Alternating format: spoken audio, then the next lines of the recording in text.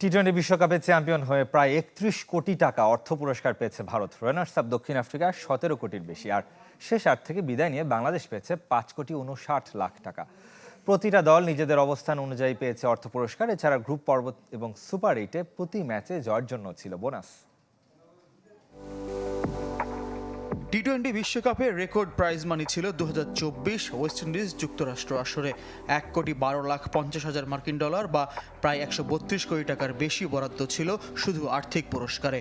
Champion, runners up prize মানির পাশাপাশি semifinal, super 8 কিংবা গ্রুপ পর্ব থেকে বিদায় নিয়ে দলগুলোর জন্য ছিল বরাদ্দ।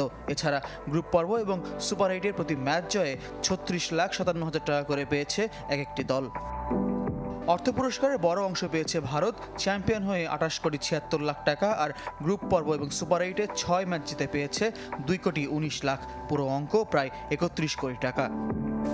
রানার্স আপ দক্ষিণ আফ্রিকার অর্থ পুরস্কার প্রায় ১৮ কোটি, দ্বিতীয় সেরা হয়ে ১৫,৩,০০,০০০ আর গ্রুপ পর্ব সুপার 8 থেকে ২.৫ কোটি টাকার বেশি।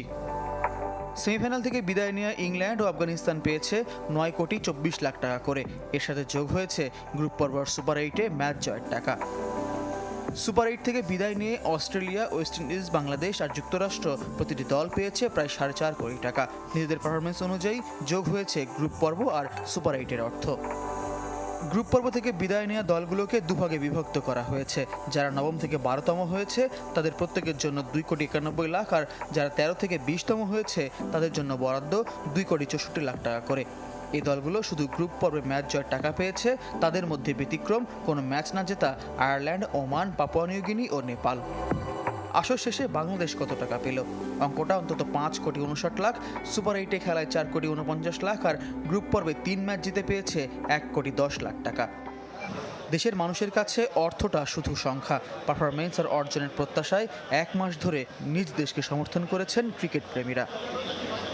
ফয়জুল ইসলাম, চ্যানেল 24।